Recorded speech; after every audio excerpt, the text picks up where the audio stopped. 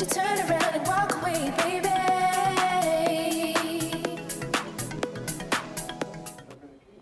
Olá, sejam bem-vindos a mais um programa Saúde Plena. O mês de maio é um mês muito especial, mas não apenas por ser Dia das Mães. Em maio comemora-se também o mês da enfermagem. E para falar sobre essa profissão tão bonita e importante em todo o mundo, eu recebo o novo patrocinador do programa Saúde Plena, a Cooperativa Norte Saúde. Tudo bem com vocês? Tudo bem. Essa é Bianca, Isabela, temos também o Douglas, não, o Douglas é o fisioterapeuta. Isso, Gustavo. Isso. Gente, então vamos fazer um bate-papo, vamos falar sobre essa profissão que é tão importante e falar também do cuidador do idoso, não é isso? Isso. Bianca, conta pra gente como que foi esse início, né, o seu início na Cooperativa Norte Saúde. Eu iniciei na cooperativa como gestora de escala, logo após fui votada como presidente, hoje sou a Legal. presidente da cooperativa, já respondi um mandato de 4 anos, estou respondendo outro, fui Bacana. votada de novo. E a gente tem na faixa de 150 pacientes que a gente atende. Bastante gente. A gente tem uns 370 cooperados ativos que trabalham para a cooperativa. Sim. A gente trabalha com a mão de obra, que são os profissionais especializados, que são os fisioterapeutas, os fonoaudiólogos, técnicos de enfermagem, cuidadores, nutricionistas, assistente social e completo. Enfermeiros. Aí a gente presta serviço para home care e presta serviço particular também. Ah, particular Particular também.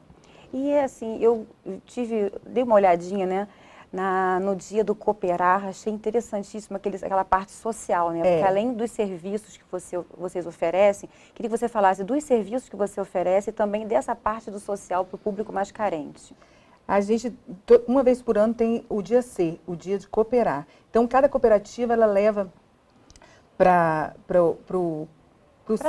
as ruas o seu trabalho. E a gente faz o quê? A gente faz nas comunidades carentes. A gente faz aferição de pressão, a gente faz glicemia. E a gente tem pessoas que vão cortar cabelo. E existe aquela interação das cooperativas para mostrar o nosso serviço para a comunidade carente que precisa também. O lidar com o outro é muito especial em qualquer área da saúde, né? Eu tive uma experiência com meu pai por alguns anos acamado e realmente o cuidar do outro é muito importante. Isabela, fala pra gente que característica, que qualidade elementar um profissional de saúde, no caso o enfermeiro, o cuidador, precisa ter para ser realmente um profissional capacitado. Então, Mariana, além dele ter conhecimento técnico-científico, esse profissional ele precisa ter comprometimento com o seu trabalho, ele precisa ter ética, né? Precisa de ter um bom relacionamento com as pessoas, né? No cuidar com, né? O cuidar com o paciente.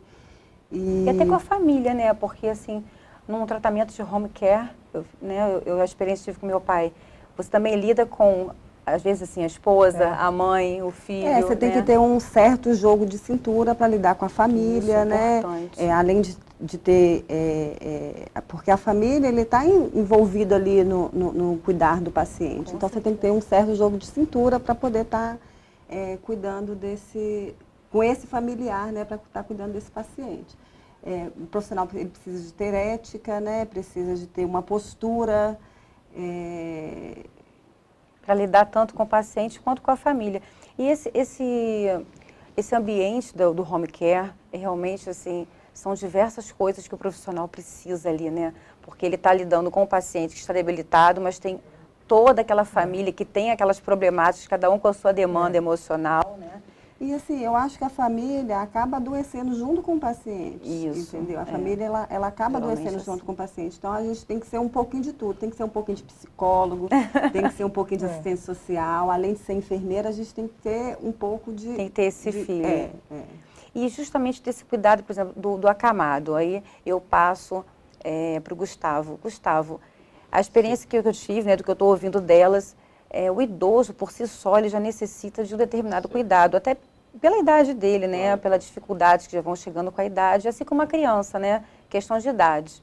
Mas o idoso, quando ele está debilitado, eu acredito que ele precisa de certos cuidados que são diferentes. Conta pra gente esses cuidados que o idoso debilitado necessita. Claro, Mariana. O que acontece? A família elas tem que ter o cuidado com relação à alimentação desse idoso, uma boa hidratação. Ele tem que ter se atentar com o idoso que toma medicamentos, né? Como ter uma rotina com relação aos medicamentos, tomar não é aleatório, tem que ter o horário certo para estar tomando os medicamentos, tem que ter o cuidado, aquele que é acamado, o cuidado da movimentação, da debilitação. O paciente está fazendo a movimentação no leito, né, para que não abra as úlceras por pressão.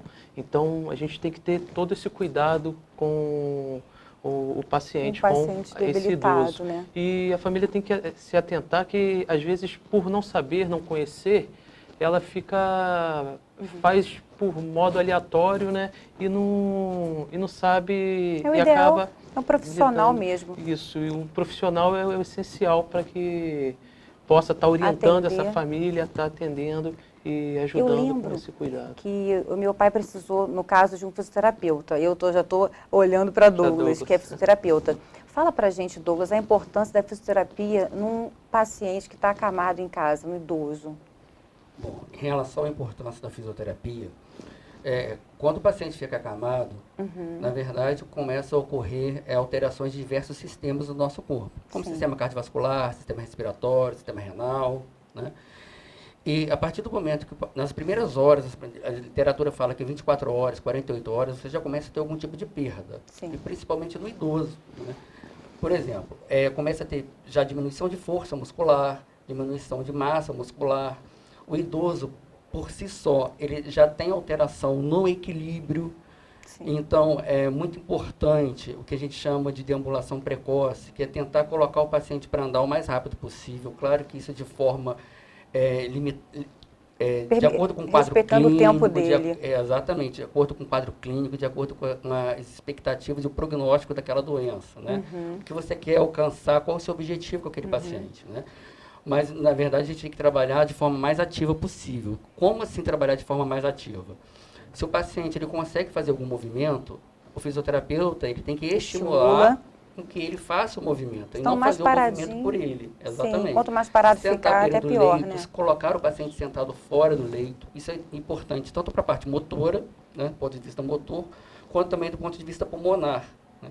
Porque para permanecer por muito tempo na mesma posição, favorece o acúmulo de secreção, porque nós temos pneumonia pode aparecer, diária, né? Exatamente. Seríssimo. As famosas que a gente chama de pneumonias de decúbito também podem aparecer.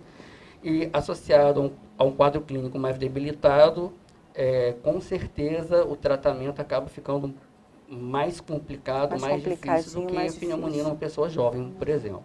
Então, gente, são realmente cuidados que precisamos ter atenção. Você que está em casa, que tem um parente acamado, que tem um amigo que passa por essa situação, chama para ver o programa, estamos agora juntos.